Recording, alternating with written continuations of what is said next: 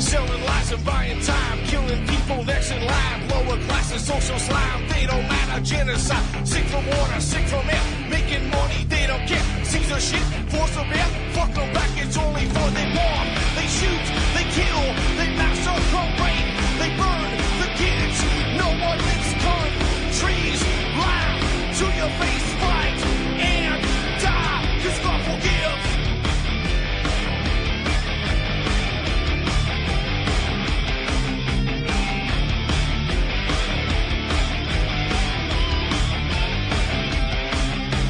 Selling lies and buying time, killing people next in line. Lower classes, social side, they don't matter. Genocide, sick from water, sick from air. Making money, they don't care. See the shit, force of air. Fuck them back, that's only fair. They bomb, they shoot, they kill, they massacre, rape. They burn the kids, no one leaves countries.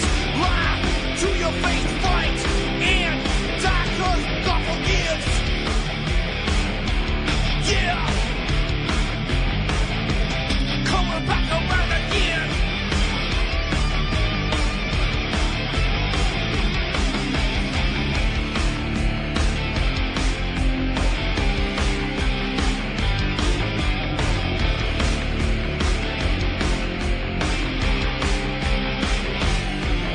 Yeah.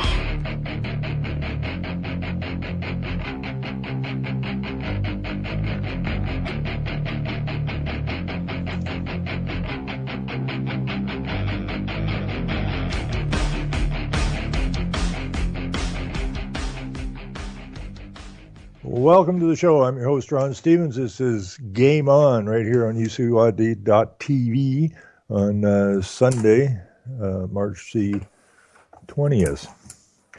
And I don't know if today's spring or not, or it's still on the 21st. I think it was a leap year this year, so I'm not sure exactly which day is spring, today, tomorrow, the next day, but we've got snow in the forecast basically for the next 2 weeks here. So, you know, the global warming boys are really doing a fine job of warming the place up. Anyways, last night was apparently, I missed that too. Last night, if I'd known it last night, I wouldn't have done the show. Maybe I would have. Yes, because Earth Hour, I think, is at 8 o'clock. So I would have been okay at 10 o'clock to do the show. But apparently last night was Earth Hour. And Canada joins countries around the world turning off their lights. Prime Minister Justin Trudeau, he's our little toady right now, our little puppet boy. They stick their hand up his ass and he talks. And they pull the strings and he dances for the camera. He hugged Obama, I think. What a lovely man. Anyways, Prime Minister Trudeau uses Earth Hour tweet to hint at climate change measures in the budget. So we got to save the planet, so we're going to have to get some carbon tax cash out of you folks, and some toll roads are going to have to come up, and so on and so forth. Prime Minister Justin Trudeau joined Canadian organizers of Earth Hour in asking Canadians to turn off their lights Saturday night, along with millions upon millions around the world. Yes, sir. He tweeted the twit. I guess it's Twitter, eh? You got a Twitter account for twits.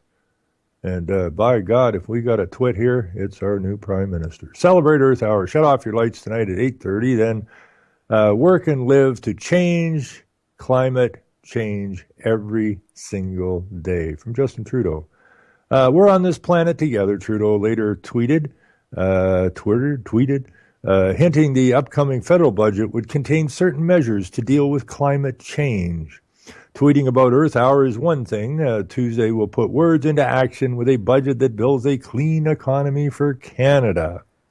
Yes, indeedy. A spokesman for Trudeau said the lights were turned off at the Rideau Hall Cottage in Ottawa, where the Prime Minister and his family are temporarily living while the official residence at 24 Sussex Drive is being renovated for, I think we did a show on this or brought it up in a show, something like $10 million to renovate a not very big freaking house.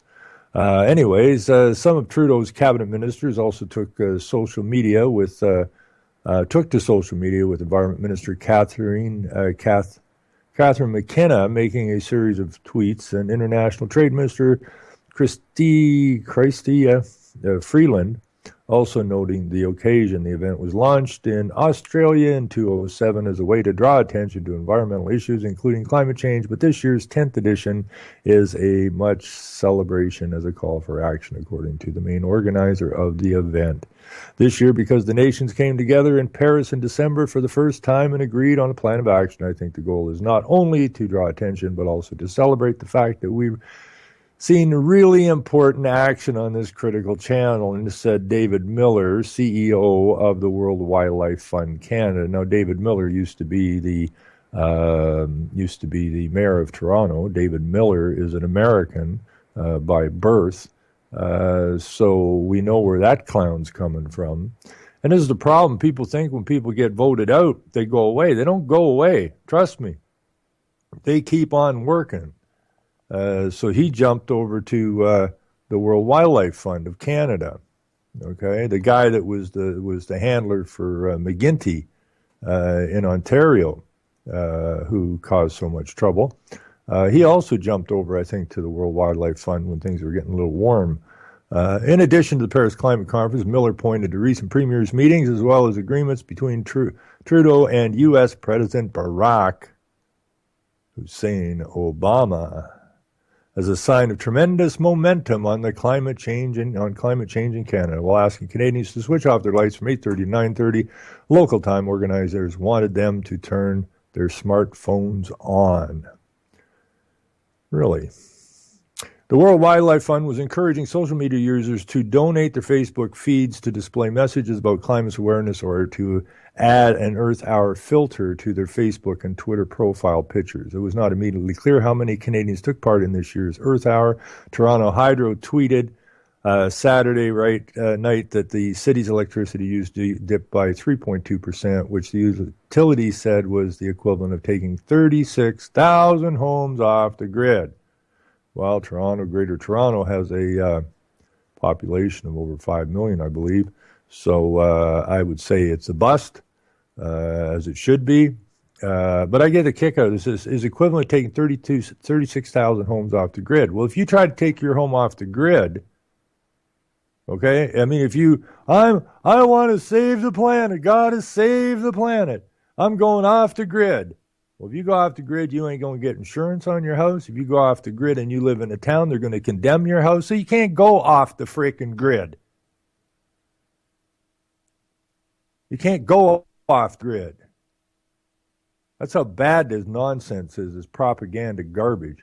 Anyways, Power Stream, which serves 9 municipalities north of Toronto, reported a 4.3% drop in electricity consumption during Earth Hour. That was down slightly from the 6% reduction achieved last year. Okay, so that tells us that approximately 96% of the population did not turn their lights off. Good for them. And less people turned the lights off this year than they did last year. Good for them. Because I'm a firm believer propaganda only has a shelf life for so long, and this propaganda is coming to an end. People are starting to wake up. People are getting ticked off at this nonsensical, fictional garbage that's being fed to them 24/7. Anyways, while Earth Hour grew to include 7,000 cities in 172 countries last year, some say the event has been losing steam in recent years, at least in Canada. BC Hydro, for example, said British Columbians reduced their provincial electricity load during Earth Hour by just 0.2% last year, much less than the 2% reduction recorded in 2008. So people are getting it. People are starting to understand what all of this nonsense is about. It has nothing to do with saving the planet. It has everything to do with destroying your nations and your lives, and especially the lives of your children and your grandchildren and those not yet born. Miller said critics who measure the event's success in megawatt hours are missing the point. Huh. What's the point, Miller? You're a criminal? All your buddies are criminals? Every president, every prime minister on the planet is a criminal? Every so-called government is a criminal organization, an international crime ring? Is that what we're missing? No, I think we're starting to get that part of it. So what are we missing there, Mr. Miller? Let's see. Earth Hour has been part of a movement that has made a very real difference, and I think this year we have to celebrate that success, he said.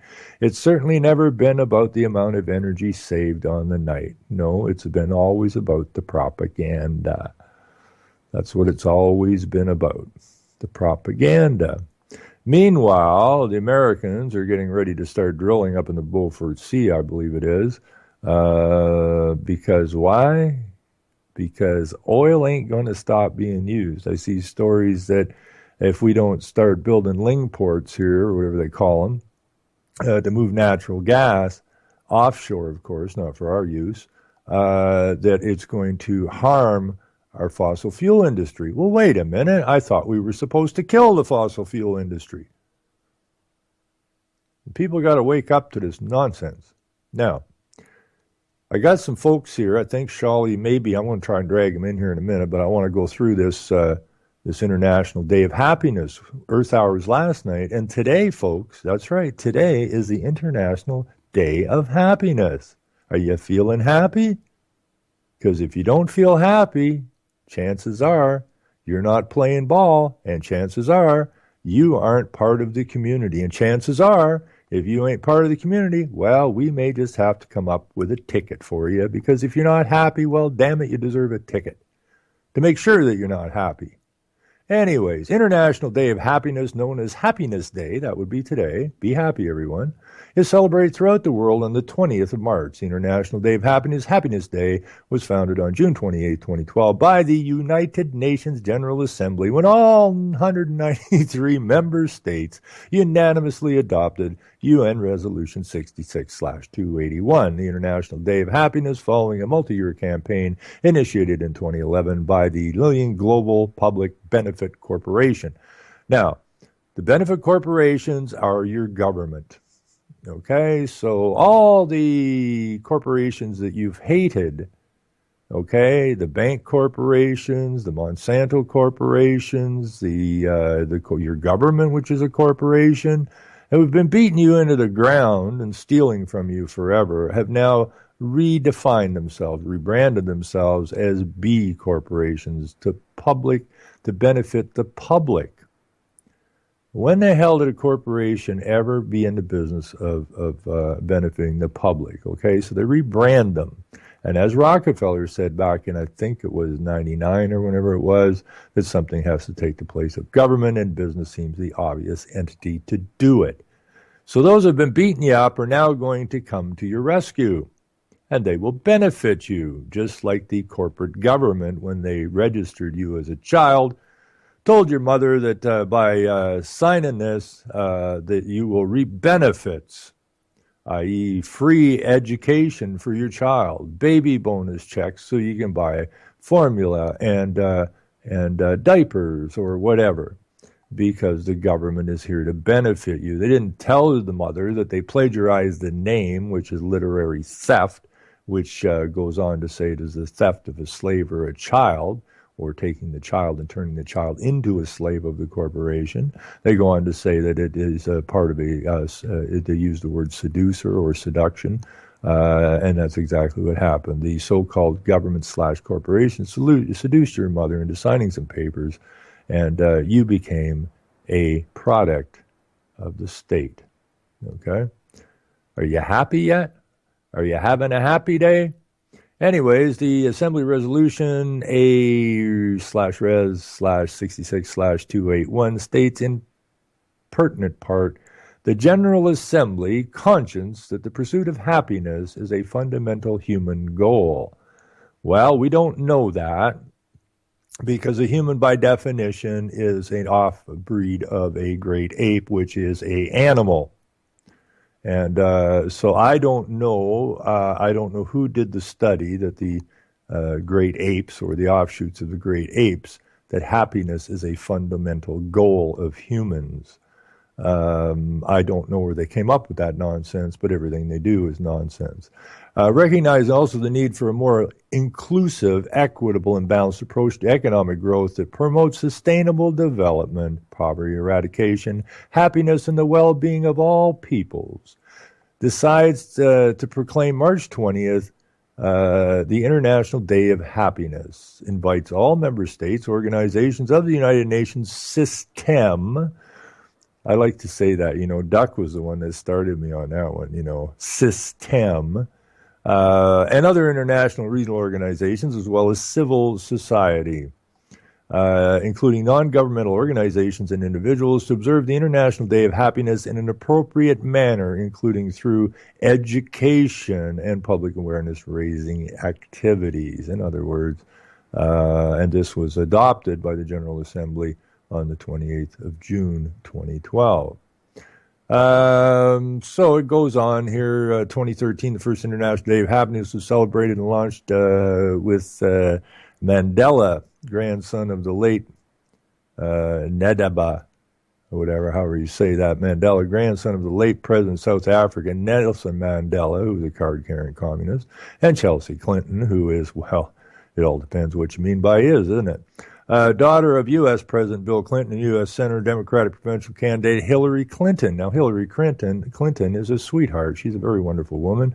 If you go look up Walter Cronkite accepting the World Federalist Award, the Norman Cousins World Federalist Award, where he states that he is happy, or he is, what does he say? He's honored or happy or whatever, proud to be sitting at the side of Satan.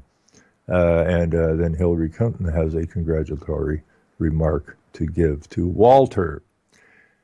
Yes, and let's see, presidential candidate Hillary Clinton at the TEDx Teen Conference in New York City. And if you don't know what TEDx is all about by now, you never will. Okay, that is just another propaganda machine. That's where you have people like Bill Gates coming in and saying, we need to vaccinate every child 9,000 times, and that the only way to save the planet is to have zero carbon emissions. Well, that means you and all the plant life on the planet must disappear. So that's what TEDx is about. Let's see, what else we got here? Conference in New York City, United Nations and the United Nations Foundation also held ceremonies and celebrations. Well, of course they would. That's a Rockefeller, Carnegie, Ford, and the rest of the tax-exempt foundations, which were exposed by Norman Dodds and the Reese Commission way the hell back in the 50s. I think it was the 50s, late 50s. Maybe early 60s. I think it was the 50s. Anyways, 2014, the second International Day of Happiness was promoted by Pharrell Williams and the United Nations Foundation, the world's first 24-hour music video to the song Happy. Global citizens around the world were called upon to make their own music video to the song to make the first ever globally crowdsourced 24-hour global music video. 2015, the third International Day of Happiness was promoted by, Pharrell Williams, the United Nations Foundation, among other global campaigns. Williams made a speech at the United Nations General Assembly where he proclaimed, "Happiness is your birthright." And asked for action on climate change. Google created a homepage takeover, which received more than 3.5 billion impressions. Google initiated a campaign where Pharrell would pop up at random and dance in their Google Hangouts theater. Now, I have no idea who this Pharrell Williams is, or Farnell. I have no idea who that guy is. I'll look him up someday. Not important to me. History and background of the International Day of Happiness, founded June 28, 2012. The International Day of Happiness resolution, yada yada, was the result of the effort of the United Nations advised Jane Lillen, who conceptualized the idea for a UN resolution that would recognize the pursuit of happiness as a human right and a fundamental human goal. Again, humans are animals. And that's what you are, and you are enslaved as cattle, chattel. Okay, that's all a human is. You don't wish to be a human. You don't want to be a human. And so stop being a damn human. Start acting like a man. Jane Lillen, founder of the International Day of Happiness and Global Pacific Public Benefit Corporation, we'll have to look that one up, gained the support for the idea of the new International Day of Happiness from the President of the UN Assembly and the United Nations Secretary Ban Ki-moon. as well as all 193 UN member states to draft and adopt a new UN resolution to create the new International Day, the International Day of Happiness. Jane Lillen authored UN Resolution 66281 and campaigned for its adoption by consensus by 193 member states. The founder's background: 32 years before founding the International Day of Happiness, Jane was an orphan. Rescued from the streets of Calcutta, India by Mother Teresa's International Mission of Hope Charities. Jane was later adopted by a then 45-year-old single white American woman named Annabelle Lillen. After agreeing to adopt Jane, Annabelle founded Lillen Adoptions International, Inc., a 501 nonprofit child social welfare and international adoption agency based in Atlanta, Georgia. Jane served as advisor to the United Nations. Jane is United Nations consultant and representative for economic peace and security, United Nations ECOSOC accredited NGO with special consultative status, economist for peace and security, achieved nor derived for exceedingly distinguished and thought-leading economic community. The Economist for Peace Security Board of Trustees has 17 Nobel Peace Laureates in the prize for economics, including Joseph Stiglitz, I can't say half of these names, a senator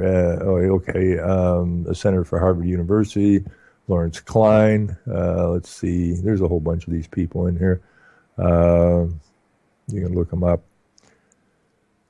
History of Happiness and Noble Historical Figures. The UN Resolution International Day of Happiness adoption in 2012 marks a new historical milestone in humankind's ultimate quest for happiness, which dates back to the time of ancient sages and philosophers such as Buddha, Socrates, Confucius, Aristotle, Plato, yada, yada, yada, yada, and religious figures like Jesus, Abraham, Moses, and the prophet Muhammad, all of whom theorized about the purpose and meaning of life, the definition of happiness, and how to achieve it.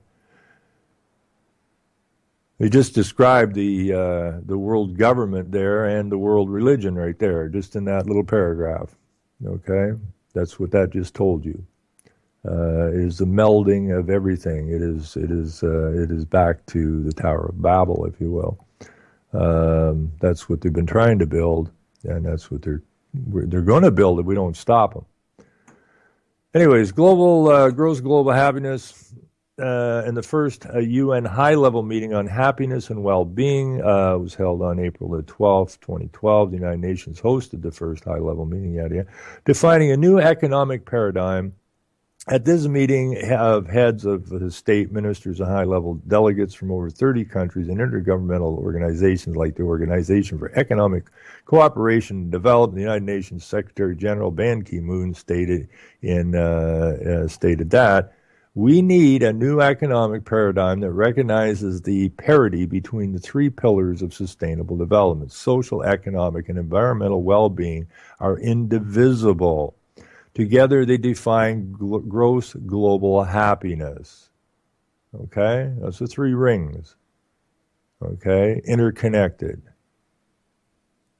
This goes back to, all of this, they're indivisible. Okay? Now, you have the queen who took an oath. It wasn't a queen. It was a woman called Elizabeth. Took an oath. To uphold the law as per the King James Bible, which means do not add to or take away from my word, which is the law. Take away from take away or add to my word, and you ain't the queen no more. Okay? You've moved to tyranny. You've turned from one lord to the other. You've gone from the creator to the corporation, basically. And the corporation wants you to deal with the creation, not the creator. And that's a very dangerous place to go. So, but anyways, it's the same thing when you look at the Queen. It says that while Elizabeth and the Queen/Crown are separate, they're also indivisible. Now, if you think about that for a minute, if it's indivisible, it can't be separate. And if it's separate, it can't be indivisible. So a statement like, while they're separate, they're also indivisible, makes no damn sense whatsoever. But that's what these guys are, okay? They're deceivers. They're criminals. And they're psychopaths. So they care about our global happiness. You want to make me happy? Get the hell off my land. Take all of your UN garbage, take all your NGOs and stuff them where the sun don't shine. Right? Get them out of here. Then I'll be a happy camper, and so will the rest of the people. The UN resolution marked the modern historical milestone for globalizing the happiness development movement that started in 1972. 1972 is the same time they had the very first UN conference on the human environment.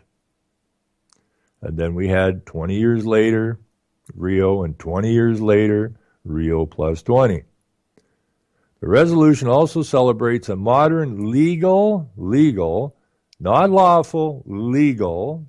Okay, legal is the jargon and the argot of the bar members, the lawyers, the treasonous bastards, okay, who use a language that is the cant language, is the language of the thieves and the vagabonds to deceive man.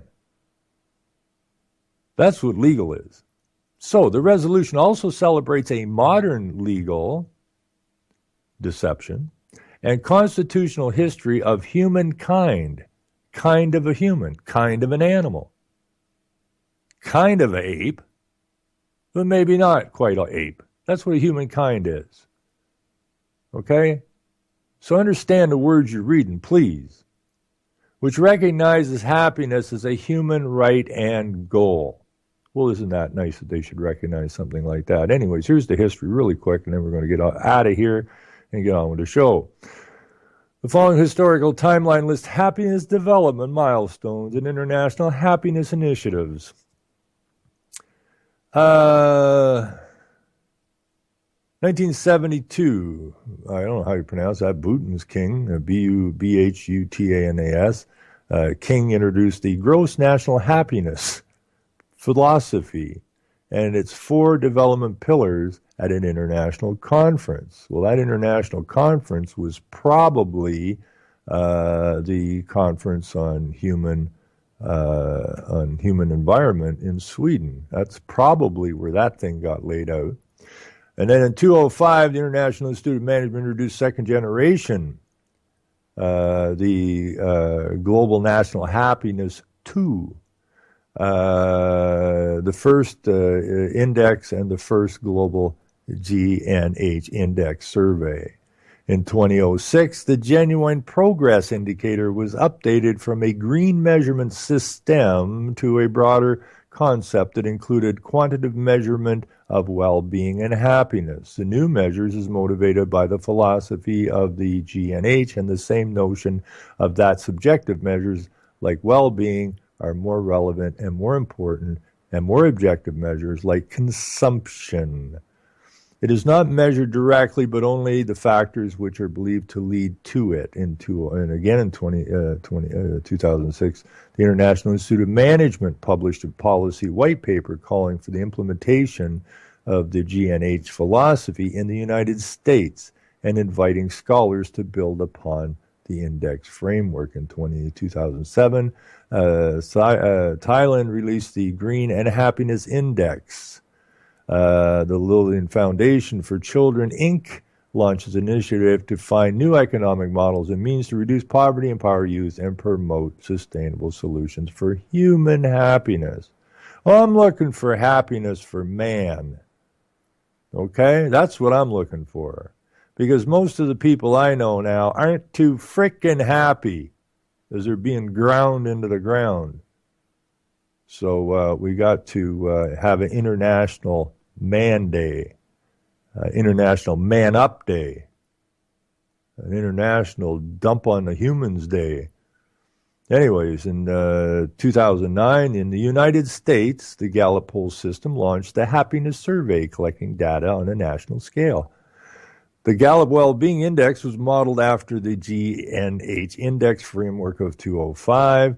The Well-Being Index score is an average of 6 sub-indexes and measures life evaluation, emotional health, work environment, physical health, health behaviors, and access to basic necessities.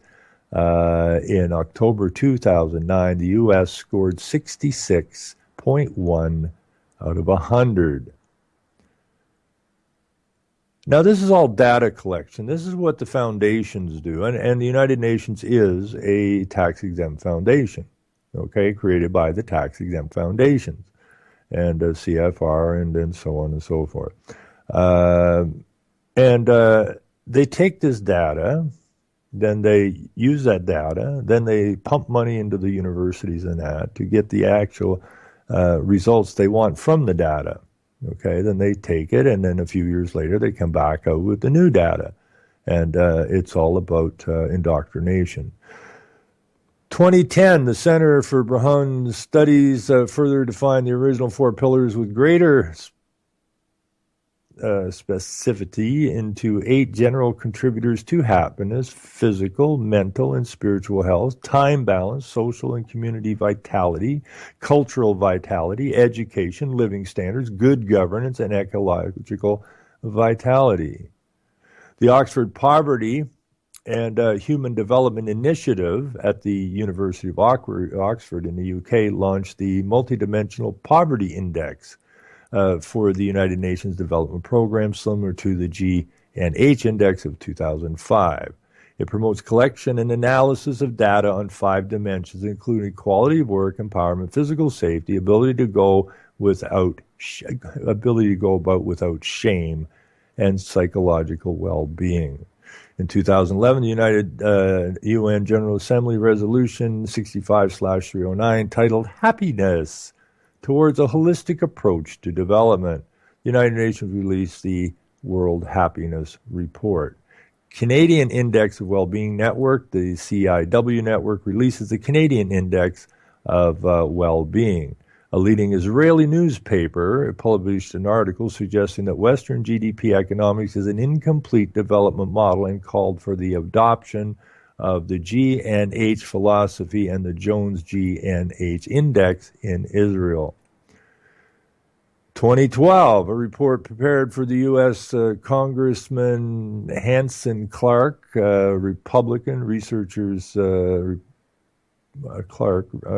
Republican researchers Ben Beachy and Justin Zorn at the John F. Kennedy School of Government in Harvard University recommended that the Congress should prescribe the broad parameters of new, carefully designed supplemental national indicators. It should launch a bipartisan commission of experts to address unresolved methodological issues and include alternative indicators. They propose that the government can use the survey results to see which well-being dimensions are least satisfied and which districts and demographic groups are most deficient, so as to allocate resources accordingly. The report lists of the Gross National Happiness Index and its 7 measurement areas as one of the main frameworks to consider. Professor Peter T. Coleman, a world-renowned director of International Center for Cooperation and Conflict Resolution at Columbia University, suggested the Jones G&H Index Initiative could inform the Global Peace Index Initiative. South Korea launched a happiness index citing the G&H Index framework. The government of Goa, India, published a strategy of socio-economic development citing the G&H Index as a model for measuring happiness. The city of Seattle and Washington launched its own happiness index initiative, emphasizing measures similar to the G&H Index. UN advisor and COA Lillian Global Public Benefit Corporation, Jane Lillian, brings the idea of creating the International Day of Happiness to the United Nations, drafts, yada, yada, yada. Reception. Oh, my goodness. Well, we're almost to the end of this. Let's run this last little bit. HappinessDay.org. HappinessDay.org, the official website of the International Day of Happiness, managed in partnership with the United Nations and through the charitable contribution of UN advisor J. Man Lillian, who founded the International Day of Happiness, and Lillian Global Public Benefit Corporation has served as a hub and central hosting platform for the International Day of Happiness resolution since it was founded in 2012. The mission of happinessday.org is to promote happiness as a fundamental human right and goal through preserving the values and principles of the UN happiness resolutions, including happiness as a human right and goal. Gross global happiness and the global goals of sustainable development, happinessday.org manages a year-round continuous campaign into perpetuity with sole purpose of serving the public good through promoting Article 2 of the UN Resolution 66/281, International Day of Happiness, which invites all member states, international and regional organizations of the United Nations system, as well as civil society, including non-governmental organizations and individuals, to observe the International Day of Happiness as an appropriate manner, including through education and public awareness raising activities. Happinessday.org supports the leadership of other charitable organizations, social media campaigns, NGOs, governments, individuals, partnerships, and other programs to implement the appropriate observance of the International Day of Happiness. Each year since the day's inception, the charity Action for Happiness has coordinated an international campaign to coincide with the day, bringing together a coalition of over 60 organizations to promote positive social action to help create a happier and more caring world. In 2015, their campaign titled Your Happiness is Part of Something Bigger focused on the importance of human connection in the context of the epidemic of loneliness and isolation in modern societies. Beyond running one of the many Day of Happiness websites, they have organized happiness flash mobs in 12 cities across the world and promoted the sharing of positive messages of social media and the hashtag International Day of Happiness. Once again, speakhappiness.com is offering 2 free workbooks to all visitors. Last year's International Day of Happiness workbook, 1 Day of Fluent Happiness, and this year's workbook, Happiness in the Workplace Every Day, acknowledges that unhappy workers cost companies more than $350 billion a year in lost productivity and seeking solutions to counter that. Happiness First Institute vows to celebrate International Happiness Day by providing free seminars and tips and tools to increase the happiness awareness of the benefits of happiness. Each year, Happiness First Institute and the International Society of Happiness challenge other happiness professionals to provide free happiness, increasing and awareness information to International Happiness Day in the spirit of the greater happiness for the world's people. Happy Newcomer Inc., an association with the Bolivian Center for Research in Positive Psychology, have organized a campaign for the International Day of Happiness by developing a web portal where people can share events and activities planned for this day. Happy's International is encouraging people to make Happiness Day resolutions by choosing one action supporting their happiness to continue developing over the coming year. To help people select the best action to match their needs for happiness, they are offering free access to their science-based online happiness planner. The Day of Happiness was organized by their ACT campaign, the ACT campaign, asking people to do 3 things on International Day of Happiness: accepting the pledge, cheer happy heroes, and take part on the day. Let's see. To support this day and every day, Marilyn Harding, author of Exhilarated Life, Happiness Ever After, is giving away copies of her Happiness 11 handbook for free. Download a copy here. In Vietnam, the Prime Minister, Tan Dung, has ordered by decree to organize the International Day of Happiness every year across the country.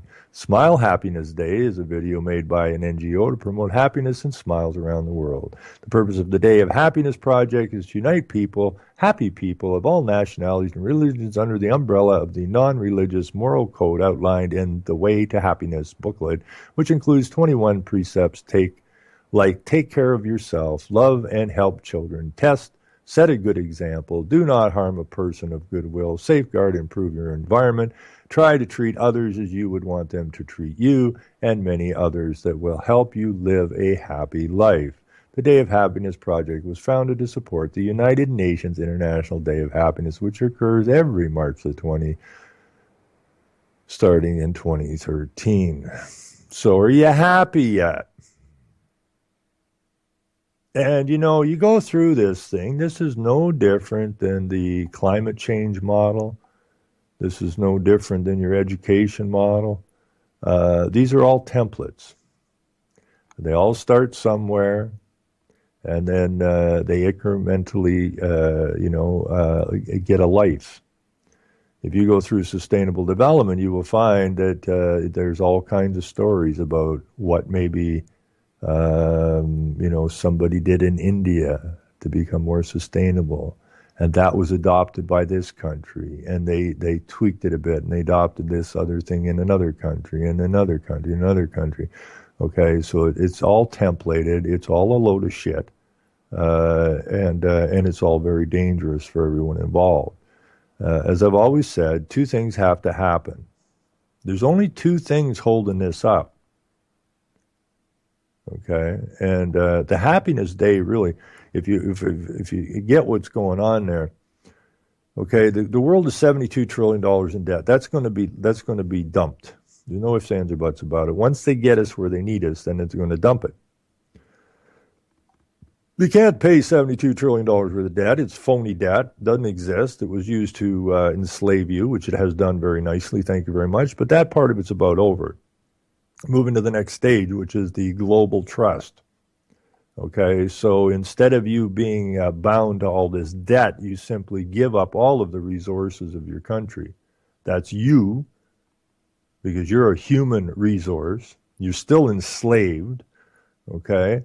But then they take all of your resources, okay, and they put them into a global trust pot, just like the Rockefeller Foundation, the Carnegie, the Fords, and all the other foundations, the World Wildlife Fund, where they take a lump of cash and they dump it in there, and it never depletes, okay? And that's what sustainable development model is based on. So the debt will go away. You will lose all of your resources, which you already have anyways, because the corporation called your country claims them. They actually belong to you and I, the people, and we got to get a claim back in on them. But basically what they're going to do is they're going to take all of the resources and then they are going to put it into a pot, and that's sustainable development, okay, so that we never dip into that pot. Whatever, all those resources that go into that fund stay there, that trust stay there, and only the interest can be spent, just like the tax-exempt foundations do. And from that, the United Nations and all 193 companies that are part of it, the governments, your nations, will agree to the guaranteed income.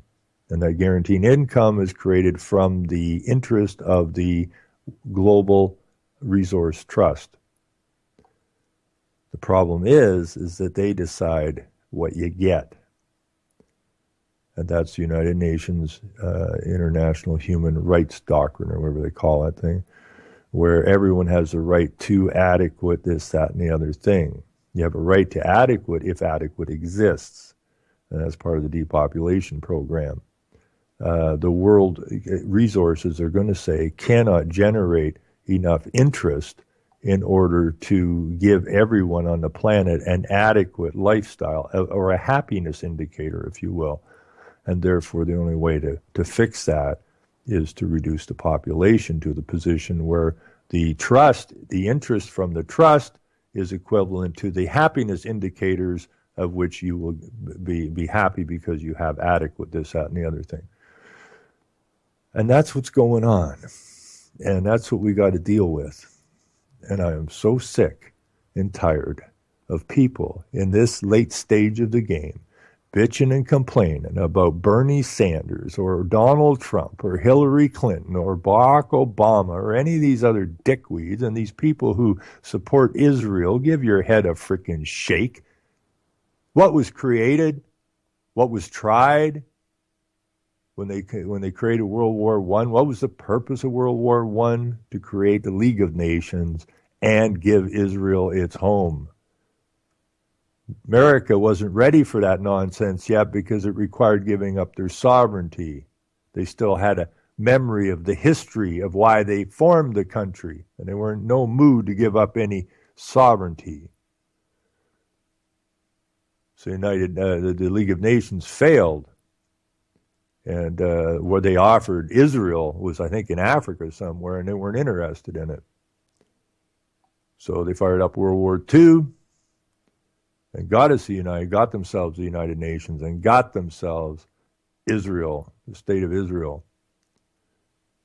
And if people can't put together Israel, the United Nations, and the global plan, and you still support Israel, then well, tough. All I can say is you're an idiot. And if you don't like it, tough luck. Anyways, that's enough of that nonsense. I'm going to try and bring in Shawley here if he's interested. He may not want to talk to me after that rant, but I'm going to go find him because I'm hooked up on him. So I'm going to see if he wants to come in on this.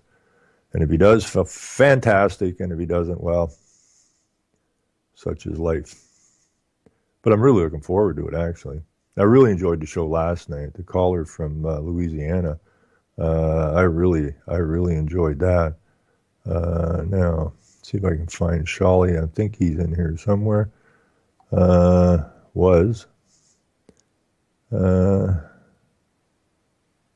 me see here.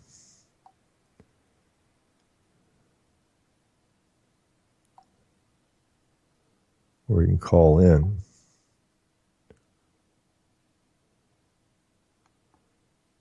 Where did that go? Let's see here.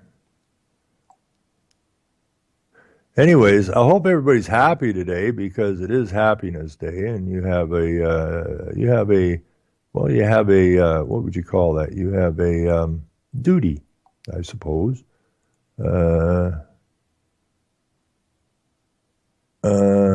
be happy, and it's just the way it is, you know. Let's see here. I'm going to try and bring him in here, and it looks like maybe he has vacated. I'm not sure, but we're going to try this anyways. Whoop.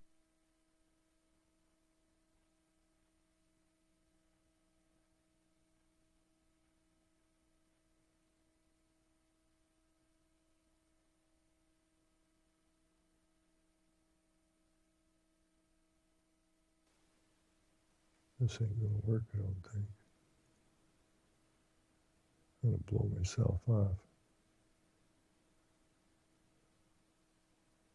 Anyways, I'm not getting an answer here, so. If anyone else has anything they wish to discuss today,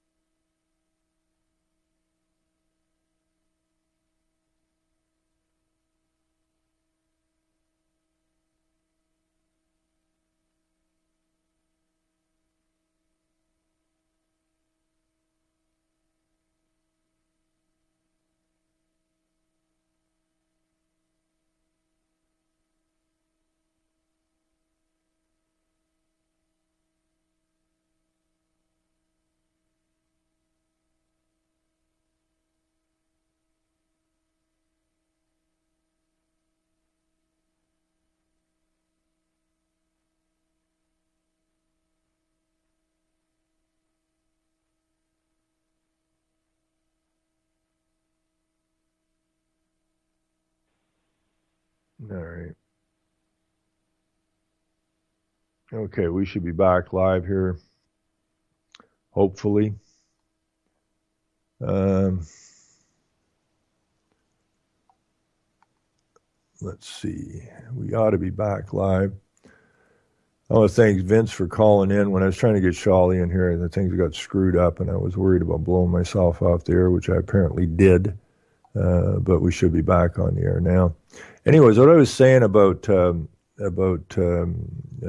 Deegan was that I went and I was just doing a bit of a test on Facebook last night. So I took Thomas's closing arguments, and I must say it was one of the best interviews I ever did. I've interviewed a fair few people, and George Hunt I really enjoyed. There was a man who had a good soul and worked very hard. But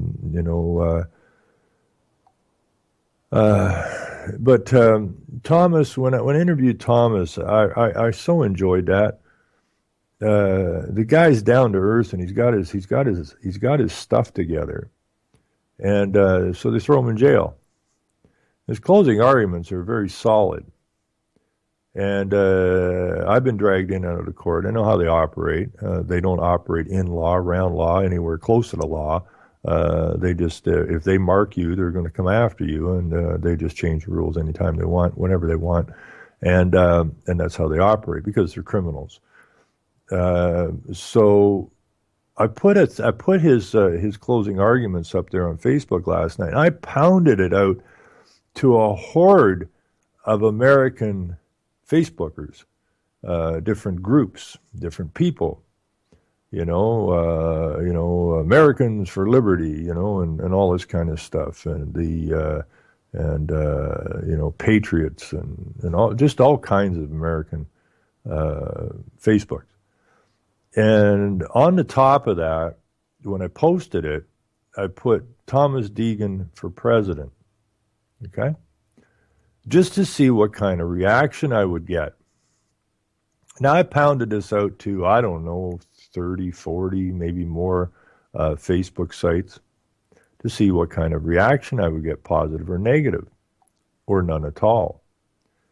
And I got so little feedback from that, it really spooked me. It did spook me, and it didn't spook me because most of what's on the internet is so-called, information and truthers and all this kind of stuff is all complete disinfo, nonsensical garbage, leading people astray.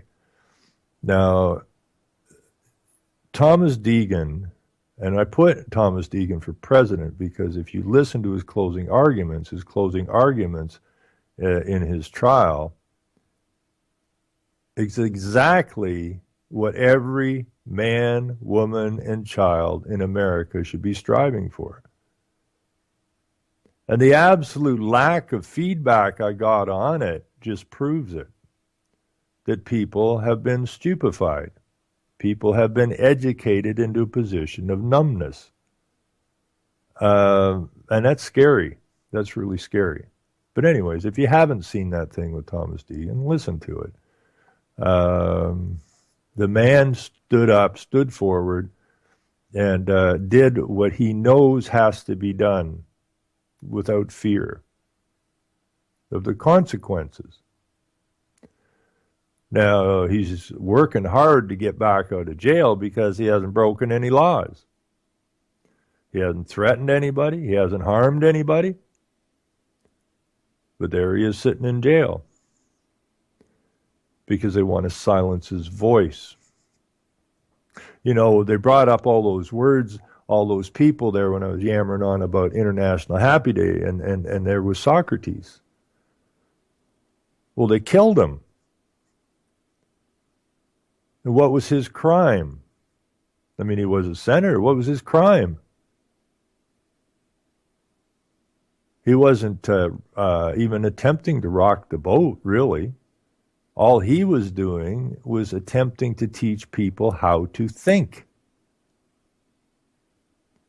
And because he was trying to teach people how to think, not what to think, but how to think, that made him a danger. And that's why he was killed. And that's a crime. Because people who think will not put up with the nonsense that goes on. And that's basically all Thomas Deegan was doing, is trying to get people to think and to question, and to understand, and to do research, so that they could see with their own eyes what was wrong,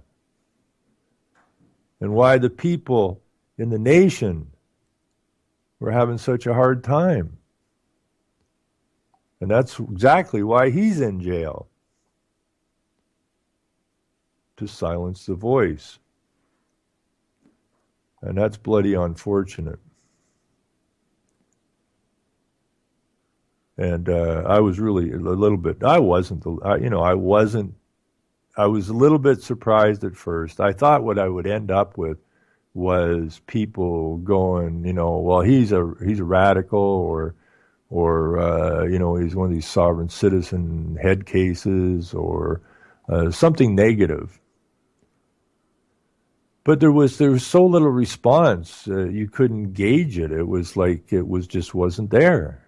There's a few people that got it. There's a few people that responded, but overall, I mean, I could put in a picture of a cat with its finger up its nose or its claw up its nose and garner just a hell of a pile of hits. Or a dead whale on a beach and garner a hell of a pile of hits. But something serious, like a good man sitting in jail while the criminal organization calling itself the government is trying to silence him and anyone like him, no response of any measure. That saddens me. Now I put that Thomas Deegan in there for president for a reason. And that was to make people think. Now, maybe I would have got a lot more hits or a lot more feedback had I just put in, his final, his final statements or his closing arguments. But I couldn't help putting in for president because I thought that would really rattle people, or at least make them think. And, I guess a lot of them can't wrap their mind around it. And that's too freaking bad. That's really too bad that he's sitting there. But I'm sure, hopefully he gets out. Hopefully the jury has some sense still that they're not completely zombified and get it. That what he's talking about. He made a very good stance on why he's there, why he shouldn't be there. Because they're looking, I saw it on there, they're looking up almost to possible 13 years in prison for breaking no law. And if you have some government, this corporate government thing, this legal system, that can completely ignore the law and take away a man's freedom and take him away from his family for 13 years when he hadn't broken any law, then you can't stand and say, I'm proud to be American, Canadian, Australia, Britain, Spanish. You can't do it. All you can do is turn your head and pretend you don't see. And if that's the position you're in, you don't have nothing to worry about because you're already dead. So let's go get some popcorn and a beer and sit down and watch the game. It's really sad what's happened to the people. But it's not their fault. They got deceived and put in the school system to be taught things that were totally irrelevant. and only to the benefit of the crime ring, so that people willingly play out their lives as slaves. And that's tough. But anyways, yeah. If anybody's got something that they want to talk about, I'm really tired today. Let's see what we got here. Call from, is that still okay? Let's see if we can do this. Okay, let's see if we can pull somebody in here.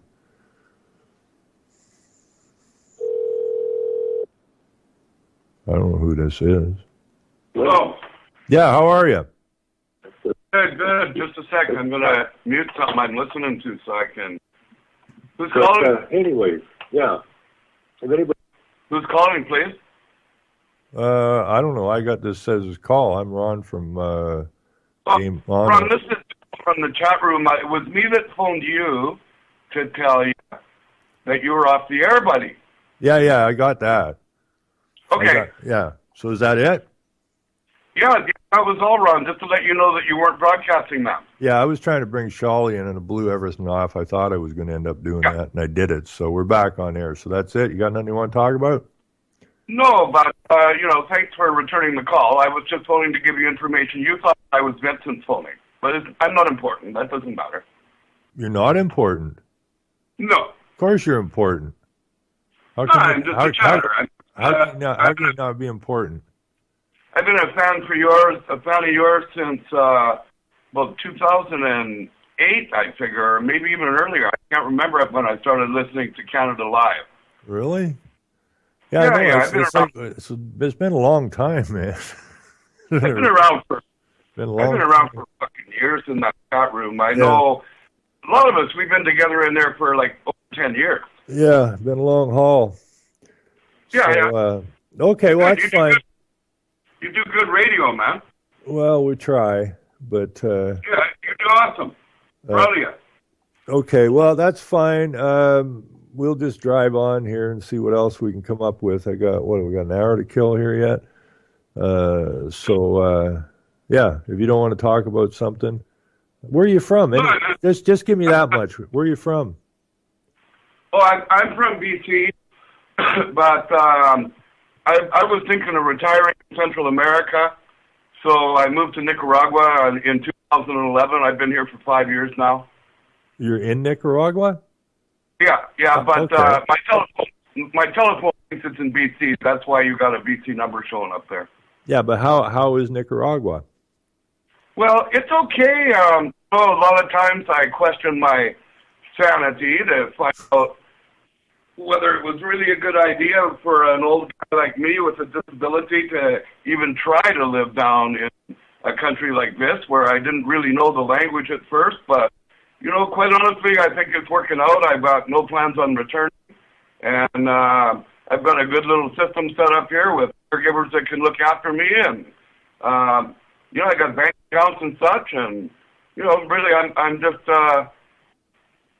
not unhappy. I think it might have been a really smart decision in a lot of ways because, if you believe in the whole Fukushima fiasco, then British Columbia is getting that radiation right in the face, and, Nicaragua is not getting hardly any of it. So, well, let me ask you a question about Nicaragua. I wanted to drive down to South America, a gazillion years ago when I was young. And some friends of mine, I said, let's go for a tour, right? And they go, where? I said, I don't know. I'd like to go down to the bottom of Chile or Argentina or something. Let's go for a drive, right? Yeah. And they, they're going, well, you can't do that. And I go, why not? Well, how are you going to get there? Drive, right? You can drive there. And you're going to have a little trouble. You'll have trouble when you get to Panama and then crossing that Darien Gap. Yeah, but you can get it done. You can do it. Yeah, you can get anything done. But they were so fearful of, we'll be killed. Why will we be killed? Well, they got guerrillas in that down there, right? And this is everybody listen to the news and that. So really the question I just want to ask you is about the Nicaraguan people. Yeah, that's a fair question. That's a good question. Now, north of me, in Honduras, it's like pretty much Wild West. Yeah. And they're like, say, the murder capital of, might even be the world in Tegucigalpa. Where I live, if you act out of line, the military just comes for you. This is more of a communist country. It's pretty socialist. So, there's always rumor that we've got these armed guerrillas and that they're up in the bushes, and there's always, but it's bullshit. I mean, they've got definitely factors and groups of people that are anti the Nicaraguan government, what it stands for. Ortega, who happens to be the president, he told the IMF and the World Bank a few years ago to just go away. And he jumped into bed with Russia and Cuba and China. And, he's actually, in my opinion, he's doing fairly good for the country. They certainly have support for him. The majority are supporters of him. But he's an unconstitutional president that should not have gotten in there last time. It was an illegal election.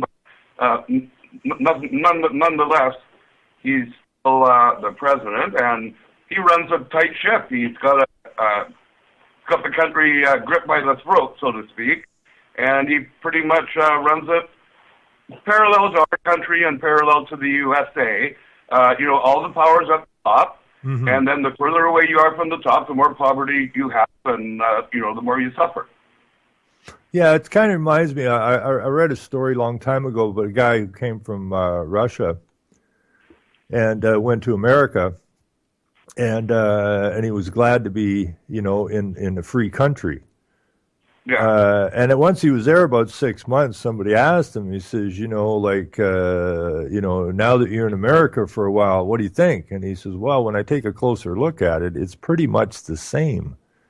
Because like you said, all power concentrates at the top, all wealth concentrates at the top, whether you're in a communist country or a so-called capitalist country. And then your rights and that seem to and your financial position seems to lessen as you go down to the bottom, right? Well, yeah. Yeah. So he didn't really see a whole lot of difference in the two of them.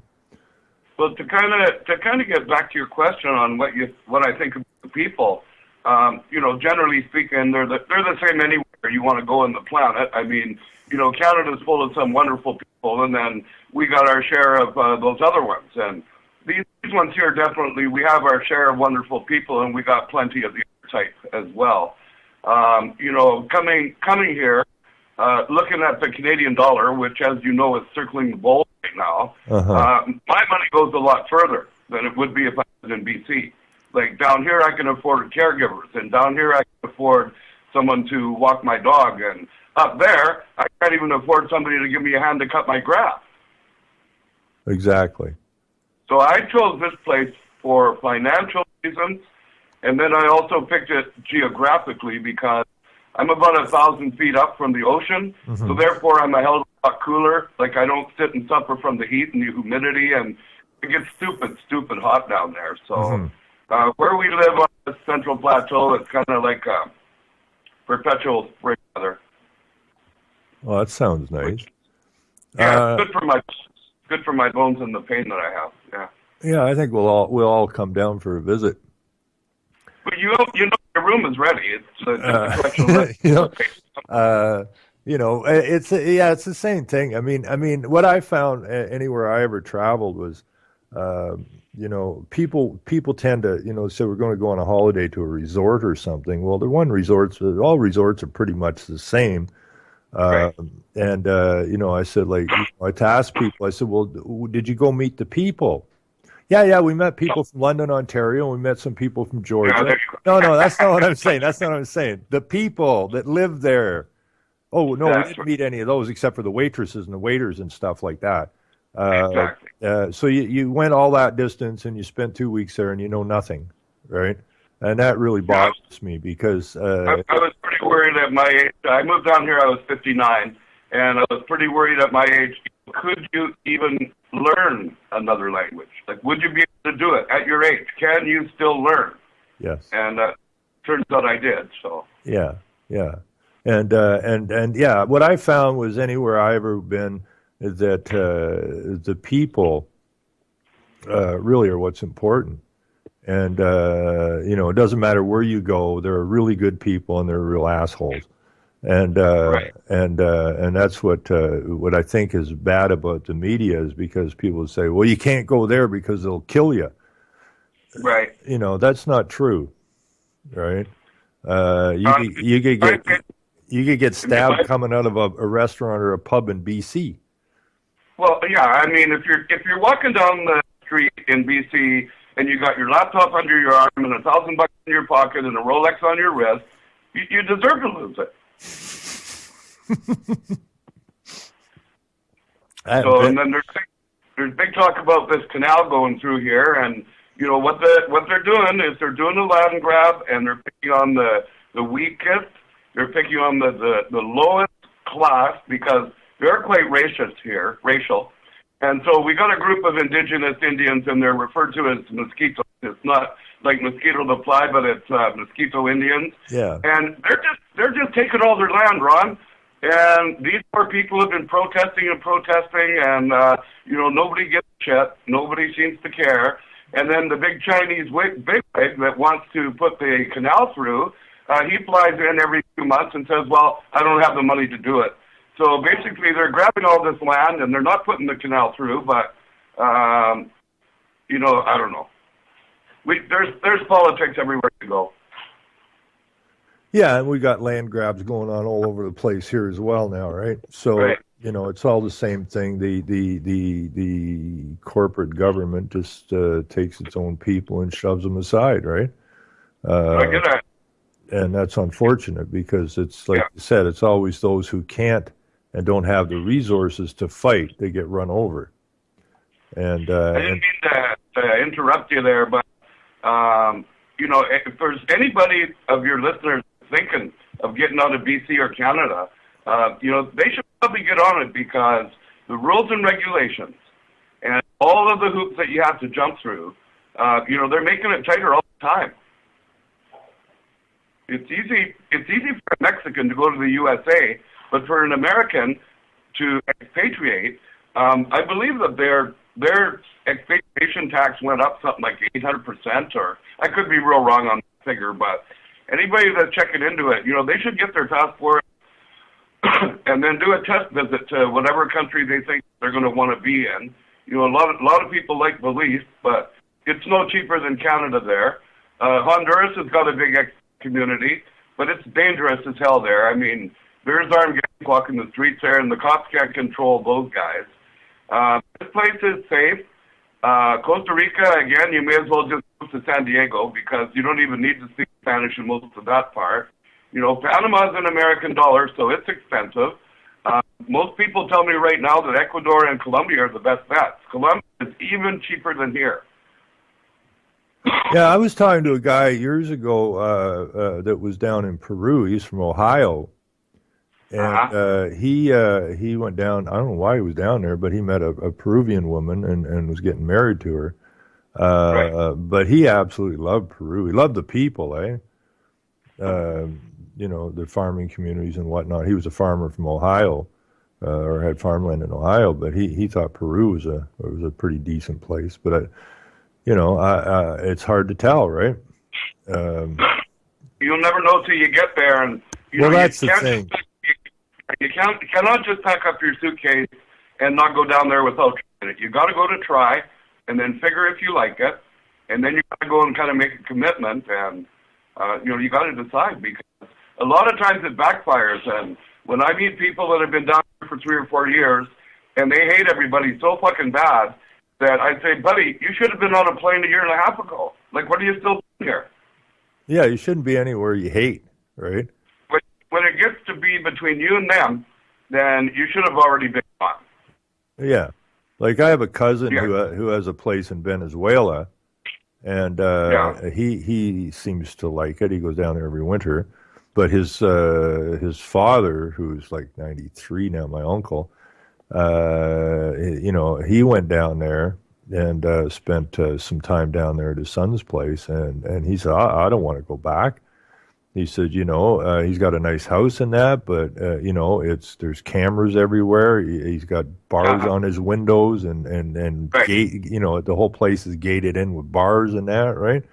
He says, if you have to tie your house down that tight, then you shouldn't. It's not a good place to live. So yeah, I don't know what it's like where you are, that, but Well, my place is Fort Knox, and I got like steel doors and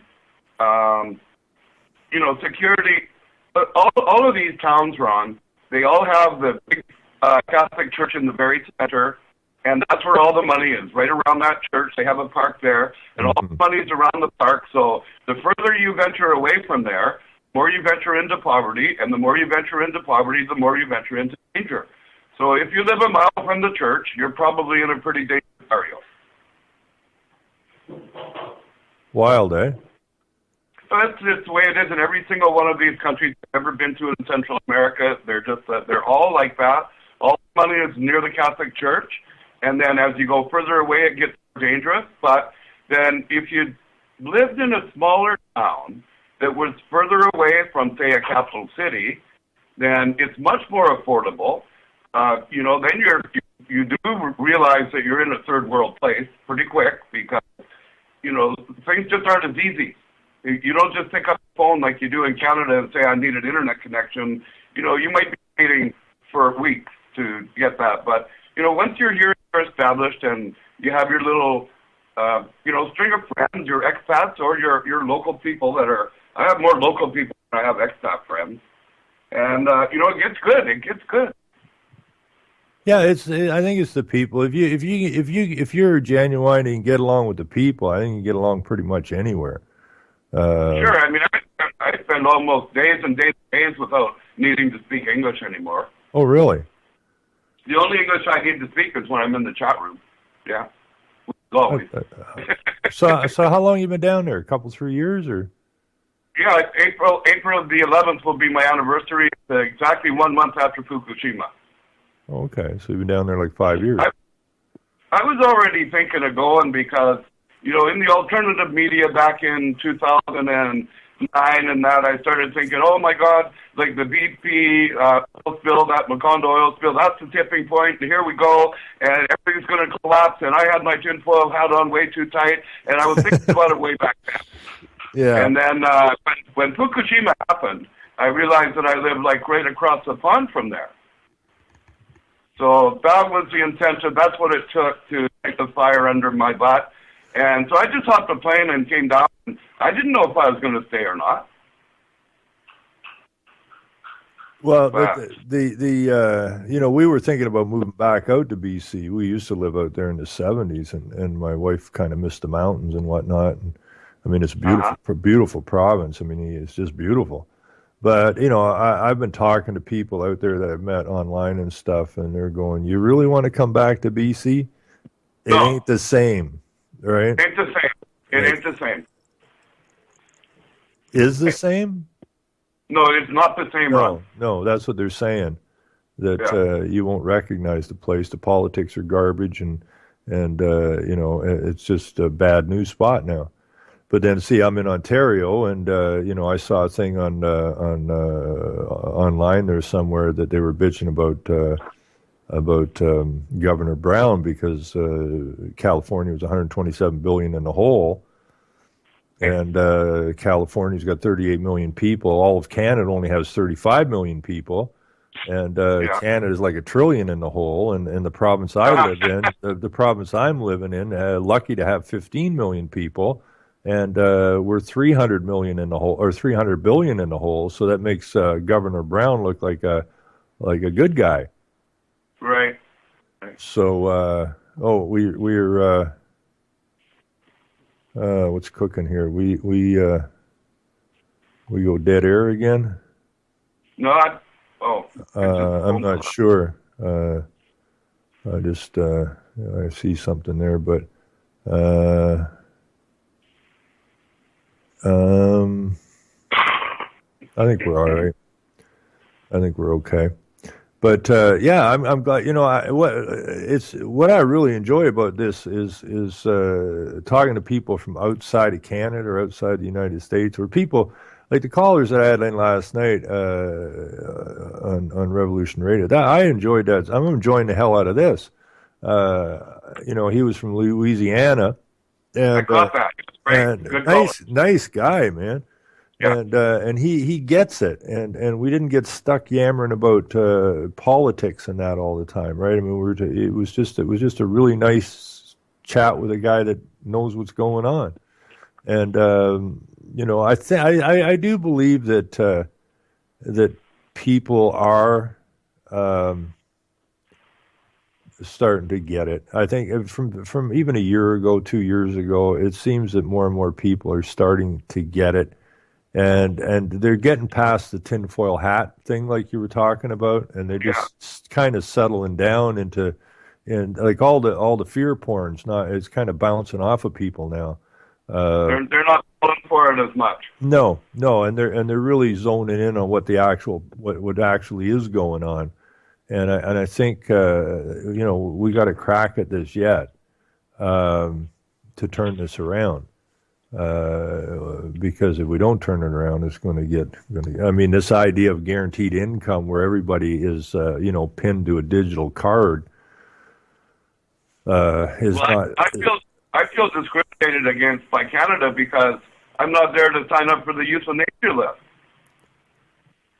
Yeah, I know. I got to do that because you can sign up ahead. You can sign up ahead now, which is good. I wonder if they could execute me by long distance. Well, maybe they send a drone or something down with a needle. I don't know what the hell to do, but I mean, how ludicrous is that, right? I mean, people in Canada are signing up. They're happy to be able to sign up ahead of time. Right. So someday they have a bad day, they can say, "Well, I've already signed up. I can just go get whacked this afternoon," right? Right. This is ridiculous.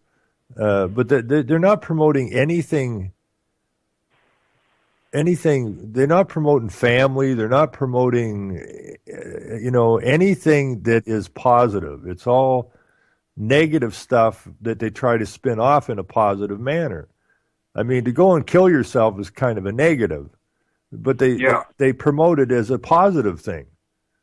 But as you're mentioning, Ron, that people are kind of waking up. In masses, and there's a lot of them that they know something's wrong. They've got it figured out. They know that something's messed up. They're helpless. They don't know what to do about it, and most of them are scared. You'd be surprised by the amount of tourists that I meet down here, and I try to open up a conversation with them, and they're just going, "You can't talk about that," and they're just scared, man. They're just afraid. Yeah, but I think after a while the fear disappears too. I think that. Yeah. I think that propaganda's run its shelf life pretty much, and that once people understand that it's all propaganda and that none of what they're being told is true, the idea that I know all kinds of people like you just described, right? Oh, yeah, I know what's going on, but you can't say anything because you'll get in trouble. Well, for you to say that is acceptance that you are in trouble, right? Yes. So all you have. Yeah, all you have to do is not be fearful, and once you're not fearful, they become fearful, and their power disappears and your power rises, right? And more of them every year that I'm meeting, but not so, especially the ones from the USA. The ones from the USA are pretty tight-lipped and they don't have conversations, but the Canadians are more open to it. The Europeans are extremely more open and more wide awake and more approachable and more willing to have conversations. However, each year I meet more and more that are sort of on the same page as us. They're awake. They don't know what to do about it. They don't have good solutions. They all realize that we've been hoodwinked for generations or so, and that this is an ongoing agenda, and they just don't know how to crush it yet. Well, yeah, the Europeans, they've been under the thumb longer. I mean, we've been under the thumb, but we haven't suffered the consequences as much as Europe has. Right. They're always running ahead of us here. But the word is that I'm getting now is that the people of England wish to separate themselves from the EU and go it alone, right? No, of Yeah. course you can't go it alone because you'll fail, right? If you jump out of the European Union. But I think the people generally are starting to sit down and look at this with clearer eyes, and that none of these amalgamations, none of these unions have none of these treaties have been positive. They weren't made to be positive for the people or any particular nation. They're all designed to take the people down and the nations with them. And I think they're coming to grips with that attitude now.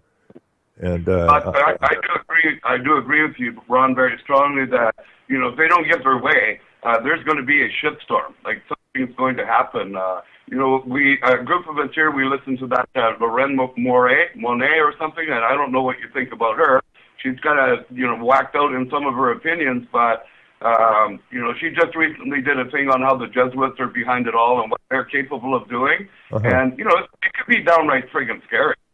Well, it keeps taking me back to Warburg at the 50 Senate hearings, and that is that, we will have world government by consent. In other words, you people just give up, or by conquest. And, Libya didn't want nothing to do with the World Bank or whatever, and they said, fine, you're not going to consent? Fine, watch this. Kaboom. Exactly. And same, what happened to him? Yeah. It's Iraq and everywhere else, right? But I don't think they can actually pull that off. That's one of my light spots, I guess, is that I don't think they can pull this off in Canada and the United States. I mean, they can throw false flags at people, but I don't think they can just come in and wholesale bomb the shit out of the place, right? They do like they do other countries. It doesn't fly. I can't see Justin Bieber. Oh, is it Justin Bieber we had elected or Justin Trudeau?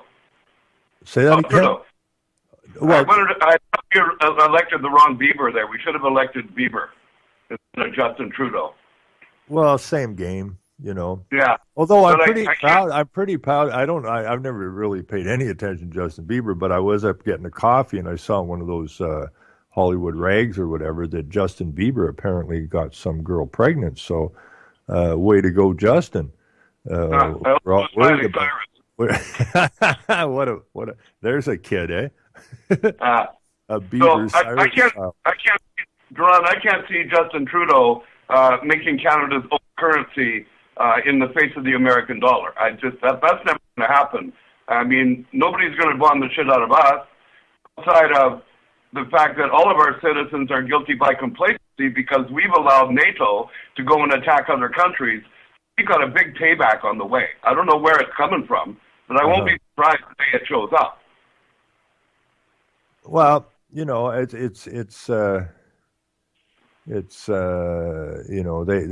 it's funny up here because and it's the same in the United States, I think, because we have this the left has a hate for the right. When I explain to some of these people on the left that why do you hate Harper so much, right? And I mean, I don't like any of them because they're all puppets, but this hate you have out for Harper, what is that about? Well, like he's not helping us with the environment and stuff. Well, wait a minute. It was a conservative, Brian Mulroney, that signed us on to Agenda 21. It was a conservative in the States, a Republican in the States that signed America onto Agenda 21. Okay, it was Harper who appointed Elizabeth Dowdeswell to be the Lieutenant Governor of Ontario, and she was one of the people that wrote a forward for local Agenda 21 with Maurice Strong, and she came directly from the UN. So the conservatives are putting in place all of the players that are required to move the program of the left forward. And a lot of these left people, they deny it. They said, no, that can't be true. And then you put the documents in front of them and they go, what the hell's going on? What's going on? Well, you're not paying attention, right? Is what's going on. Once you start paying attention, you know that one side feeds the other side, which feeds the other side back again, and the people are lost in the middle of it. So they're designed to be lost. It's when you've got all the money in the world and you sit down with the sharpest psychologist and then you make a plan, how are we going to sell this to people without them knowing about it? Like, I mean, what's going on behind the scenes? It's so overwhelming to the average Joe that no wonder he just drinks beer and watches Super Bowl, because they can't think about it. They're scared. They know they're in a box, but they can't see the way out. Well, I think if they actually, if the media actually presented the documents as they were coming forward, it's like Rockefeller thanked the media for being quiet for the last 40 years, which was 20 years ago or 30 years ago he said it, so that they could move their plan forward, because if the media had said what was going on, they would have no chance of getting where they want to get to. So I don't think it's not that the average Joe can't deal with the truth. They're just not exposed to it. So when your newspaper comes out, my question has always been, will be in some sort of a digital format so that people like me can read it. Yeah, well, I mean, it has to obviously be digital as well, right? I mean, that's the digital part's the easy part, right? I mean, we could sit down today and get 5 or 6 people together and have an edition of a newspaper done by supper time, really. Sure you could. Yeah, but the problem is we're still not getting to average Joe, and that's why I'm adamant that we got to get it into print. And then we put it. I mean, it automatically goes online. But we still have to get to Joe Average, because Joe Average is the one we're missing. Joe Average is being propagandized by the TVs, the radios, the newspapers, the magazines. That's where they get their information from, and the media has been given a free ride out there. People say, "Well, we got an internet site." Well, that's wonderful, But I mean, I get calls. I'm really enjoying this, but you get a call. I get a call from Calgary or the East Coast or whatever, right? And there's 1 or 2 people in the community that really get it, which means the rest of the people probably know in their gut something's not right, but they don't have any information. And if you just go up on to talk to somebody on the street and you start yammering away at them what's going on, they look at you silly, right? Because they can't compute what you're saying.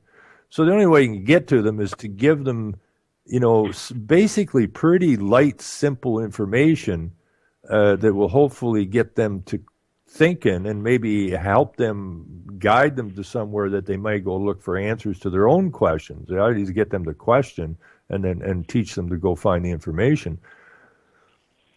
And so if, my attitude is, if that guy in that house gets the paper and that guy beside him gets the paper, or the guy that you're working with gets the paper, maybe while you're having a coffee or having lunch or something, you say, I was reading this story, Right. and it's telling us why our hydro bills are so high. And when you look into it, it seems to be correct. Why isn't the media telling us this shit, right? So I think that's why your paper's going to work so good, is because, you read it and then you'll tell 2 friends and they'll tell 2 friends and so on, right? Yeah, and I mean, we really become is we become part of the propaganda business, right? And the propaganda business is really just putting information forward, right? And that's really all it is. You've been doing that tirelessly for years on many different radio stations, and I want to commend you, because not many guys can hang in there as long as you have, and not many can. I think I understand what commitment it is to put on a radio show, to actually be there, to be sober, to show up, and to talk sensibly, and to put up with all the little glitches that go along the way, like power outages and internet and stuff. And well, there's been days that I just say, what am I doing, right? Why am I doing this? I'm tired, and but it seems like if I'd quit, I wouldn't have ran into that happiness day, and I wouldn't have looked at that. So you say I get the whole program, but you're always learning something every day. But my wife has been fantastic. I mean, we've been financially destroyed, basically. over all these years. There is a commitment to this, and you know, I get tired sometimes, and my wife says, you got to show. I've come in from work sometimes at 1 minute to 7 on Tuesday or Thursday, and my wife's she's got the headset sitting there. She's got UCY up or whatever, and she says sit down, and she'll plug the headphones on me. And she said it's showtime, go right, and and I have some listeners who I said I got too much on my plate right now. I got to cancel some shows, right? And they actually tell me, no, you're not canceling your show. You're doing your show tonight, and you're doing your show tomorrow, right? And I got all this other stuff on my mind I have to deal with, and I want to thank those people for doing that to me, because it actually helps alleviate it takes my mind off my problems, right? Well, I'm sure I could speak for everybody in chat that everybody we all get off on your show. Everybody likes it. I'm personally pretty happy that that you're simulcasting, eh? So now we get to have you twice instead of just like one time a week. We get to hear both shows. That caller from Louisiana last night rocked. He did. He was I enjoyed the hell out of that. A very sensible man. He's from the other chat room, so we kind of know him, right? Yeah. But he's just what we need. Very sensible people. I mean, when he told me that it was his sister that he talked into pulling her kid out of the school system, yeah, and that she did, that's just what we need more of. And the guy's not yelling and screaming and carrying on, and he's not tinfoil hatting. He ain't talking about what do you call it? All these FEMA camps and all this kind of nonsense. Talking about lizards or none of this stuff. He's got his feet firmly planted on the ground in his own neck of the woods, sees what the problem is, and is going after small solutions that can be brought forward in his own little town. And that's, if we all do that, then we're really, going in the right direction. It doesn't matter. It's like one of our old radio heroes said at one point in time, become vocal local, and there's never been more true words. Yeah, well, it's the local councils that are taking us down, and right. And so and you can't, and like I tell people, I have, what I keep telling people is that the only place you can make any change is where you live. It doesn't matter who the prime minister is. It doesn't matter who the president is. You can't affect that. No. Right? And that's not where the power is. The power does lay with the people. If an entire community goes to their council and said, you know what? We get it, and the answer is no. What's the council going to do? Right? Well, I did exactly that in the small town where I live. There's only 62 houses, and they were coming along, and they showed me this graph, and they said, well, you need water meters on your house because your town's wasting so much water. And I went, no, go fix your infrastructure. And when that six come back and talk to us about water meters, get the hell out. And they took. Did they leave? Yeah, they left. They still haven't come back to try to put the water meter 62 houses. Yeah, see, and this is an example I use from that little town in Quebec where a lot of my family lives along the river, the Ottawa River there, and that is when the language, and that's years and years and years and years ago, when the language police came in and told them that they had to change all their signs to French, all their business signs, and the people looked at them and went, don't think so. We're split English French here, and people put up whatever sign they want, whatever they're happy with, and it's their business. They can put whatever they want on it. And the language police said, no, we're coming back, and you better get it done. People didn't do it, and eventually, and as far as I know, last time I was up there, the signs are still the way they want them. They ended up, it's almost like a native group in Nicaragua or somewhere. They're trying to steal their land and just right. All get together and march the so-called authorities out of town, just like with the water meters down where you were, right? Yeah, well, I was listening to your show and Kathy Hamilton at that time, and pretty much got my idea from you guys. And I ran it past some of my neighbors. We told these guys to hit the road, and they hit the road. Yeah, it's like they're really like chicken hawks or whatever you want to call them, right? These pencil pushers, pencil Yeah. necks. They're fearful as hell, right? I don't even know what kind of person can do that job, right? You know, you got this. Just little small things that infest office spaces. Yeah, and no, Kathy Hamilton. I mean, there is a rock. You know, I keep telling her she reminds me of Mae Brussels, right? Yeah. And she goes, "What are you talking about?" And I said, "Your research is so freaking deep, right? And you are so committed. And I mean, she has her plate full with other things as well, with her own personal life and that. And you know, if we could just get a few more people that could just do simple things like go to the council meetings with your research, right? And ask Yeah. pertinent questions of them that they know they can't answer, right? In other words, put them on the spot. You don't have to yell and scream at them. All you have to do is walk in there with a list of honest questions, looking for honest answers, and you will see a group of people that look like deer caught in the headlights. And it scares the hell out of them. It really scares these councils. Do you ever notice that one of them will never answer a yes or no question or give you any direct information because they're all working for somebody else and they're scared to, they're scared of the reprisal if they give the wrong answer to you. Well, they know what they're doing is no good, right? Yep. And they know they're hurting the people they say they represent. And when you get that to them, they get into scramble mode. They don't know what to do about it. They get nervous, and rightfully they should be nervous. So all we really need to do is keep working with people so that one or two people go in. They say, well, we can blow this off, right? We can call them conspiracy theories or whatever. But I mean, if you walk into a town hall with a couple 300 people, you're going to scare the hell out of your local council and administrator. You will scare the living hell out of them. Ron, maybe that's why all these towns are buying MRAPs and pepper spray cannons and crowd control support and.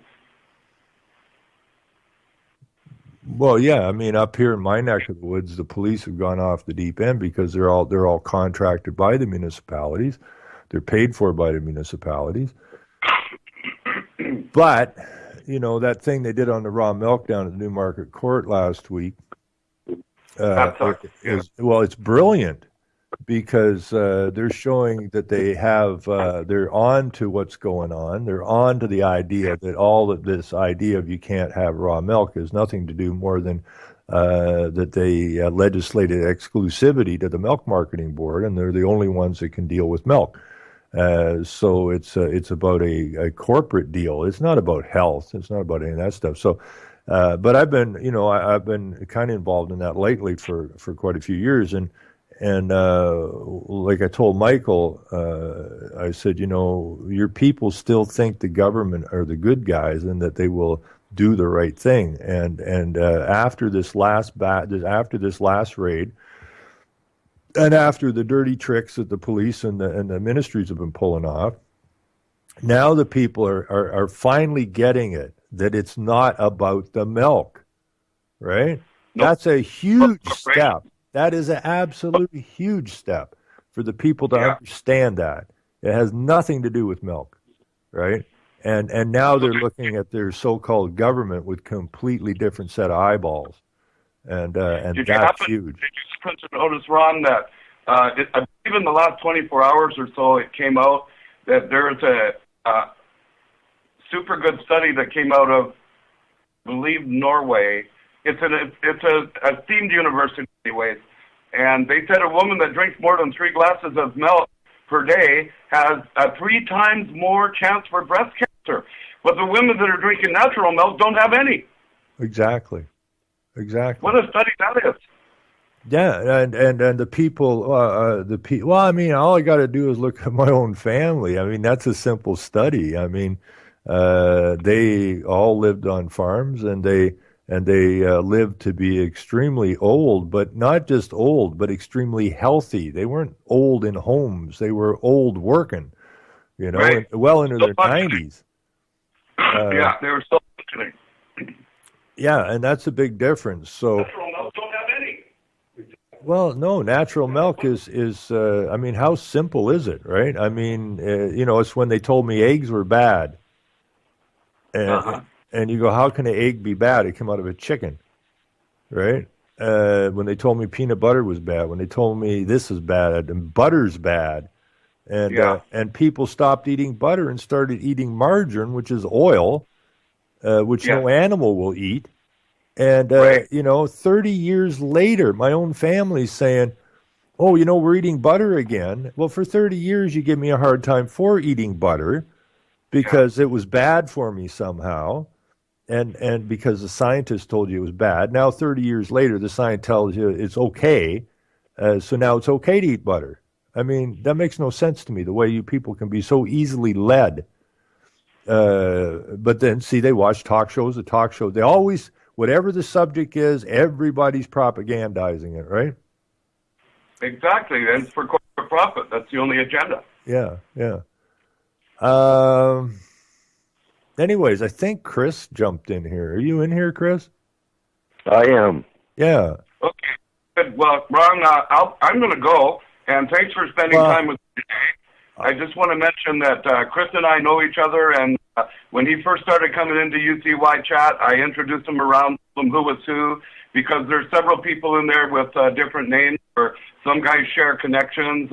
Like my good friend that phoned in last week, Tomato, he used to share a connection, and so and I just tell Chris I introduced him around so that he could make it happen for you at UCY, and I'm glad it worked out. Well, I appreciate your call, and I appreciate hanging here because it was really interesting, because I like learning things about different places, and you were a big help there, and about what's going on here in Canada. So I thank you, and maybe we all end up down in Nicaragua for a bit of a party. Who knows? Right, your room's already ready. Done deal. All right, I appreciate it. You take care. Thanks for the show. Bye. Bye. All right.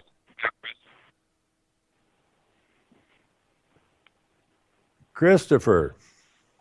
Hey, I apologize. I didn't mean to cut that short. That was good radio. No, I was enjoying that, but you had a wise man speaking with you. Yeah, it was fun. Yeah, no, I was actually just calling in to get in on the discussion, the simple discussion of our own freedom. We have the ability now to raise our own chickens in our backyards in Kingston. I haven't looked at it yet because I think now they brought on some regulations regarding that, but initially they didn't. But it's really funny because my family has I've had discussions with my family saying, that they've tried some farm fresh eggs from some of our rural farmers, mm-hmm. and they are saying, what a difference! What a difference in taste and quality. With the raw milk, well, you call it raw, I call it real. Yeah. The people are starting to notice there's a smell that you got to get over, because that's the way milk is made. The milk, if you sit down, as my aunts and uncles, man, they had it good. All of the vegetables. That's when people used to save seed, right? And, yeah. I think Monsanto has all that now, don't they? We were not eating Monsanto carrots and potatoes and all this kind of stuff out there. We were eating real potatoes, real food. But my uncle, they would kill a hog and put it in the smokehouse. You peeled the bacon off the hog. You went out to the chicken coop. You pulled the eggs and you milked the cow and had your milk. You want a good breakfast? I mean, you want a really good breakfast, you get some farm eggs, some farm bacon, some whole milk, or real raw milk, whatever you want to call it. And if you don't feel healthier after eating that, You're not digesting any poisons. Like everything we eat now, our bodies are forced to somehow deal with all of these intrusions, really, into our system. These things are not supposed to be in there. Well, I had a farmer friend a few years back that allowed me to raise a couple of pigs with him, and above and beyond eggs and milk being the way we used to get it. That was a real big bonus for me because we knew what we were feeding them, and when we had to take them to slaughter,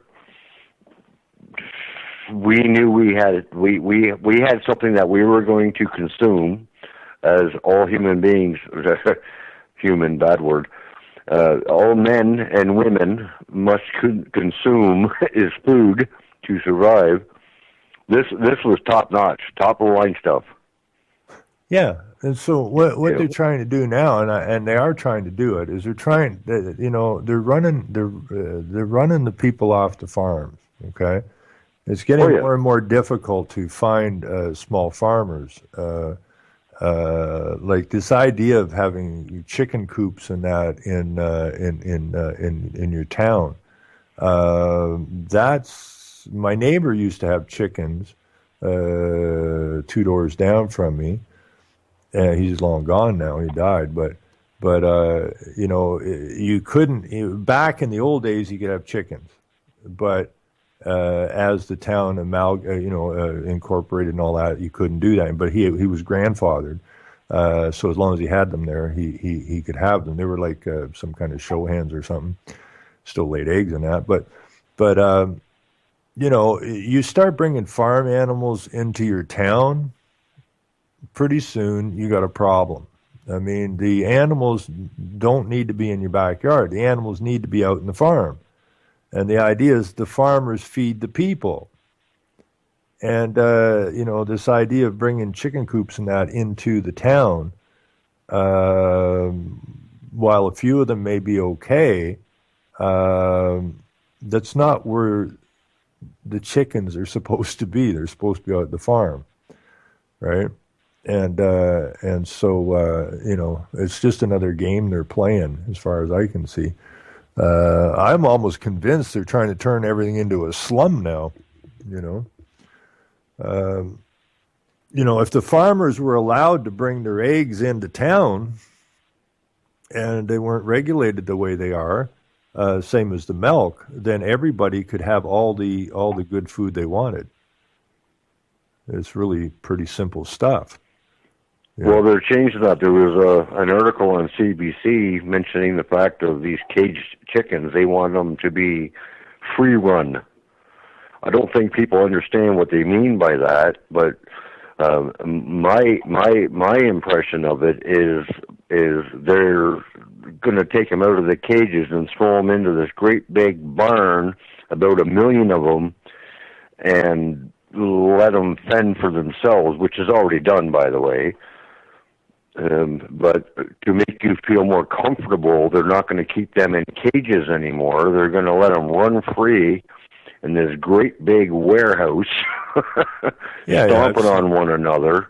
Yeah. And that's where you're going to get your fresh poultry and your eggs from. But there's nothing fresh about those places, right? Like free-range chickens. I mean, I went out to a regular farm. Even my friend Doug, who's living on a farm with no hydro now. I mean, they have hogs. They have all kinds of different birds, and they got cow and that there. Free range the cows go out in the field and eat the grass. The pig goes rutting out in the yard, right? None of these things are contained. None of these animals are contained. They've got free run of the place, right? And that makes them damn healthy because the animals rutting in the dirt and pecking in the dirt, believe it or not, makes them healthy. It's the same thing when the little kids used to play in the mud and play in the dirt and eat dirt. The kids were far healthier than they are today. Well, if you have never made a mud pie in your life, you're not a human or a man. Fuck, I keep using that word human. That word too. I hate that shit. But what it does is it makes healthier people and it makes healthier animals. And healthier animals give you healthier food, which makes you a healthier man or woman. makes the child healthier. You don't need all these stupid inoculations and that. All they're doing is pumping poison into your food in these factory farm animals. They're pumping the serums into the children's arms so that they can go to school. How do you get a healthy population like that? You can't. It's impossible. So we just got to get back to where we're supposed to be, and that is grow real food, eat real food, and get outside and get some exercise and be what we're supposed to be, men and women looking after our own families and our own neighborhoods without the interference and the top-down nonsense of you can't have a vehicle in your driveway. You can't have a trailer in your driveway. You can't have your grass has to be a certain length. Your door has to be a certain color. Like, go away, right? Just get lost and let us live our lives, right? Anyways, we're coming up on the hour, so I want to do this today because I've been forgetting to do it. Okay, Hal's on deck at 3:00, and I love Hal's show. I don't get to listen to it as much as I want, but I do enjoy it. It's one of the shows that I really, truly do enjoy. I like people who got their feet planted on the ground. We ain't got no time for space cadet stuff, and we need to just understand that we are the solution to all of our problems. And I would like everybody to, if they can, if they do, maybe give a shout out or a prayer for Thomas Deegan, who finds himself in jail in West Virginia, who has harmed no one, who he's basically pulled a Socrates crime and tried to say. So thanks to everyone for being part of this today, and Chris, selling lies and buying time, killing people next in line, lower class and social slime. They don't so matter. take care, and I guess we'll be back Tuesday night at 7 o'clock. Everybody have a great day. I got some I'm out of here.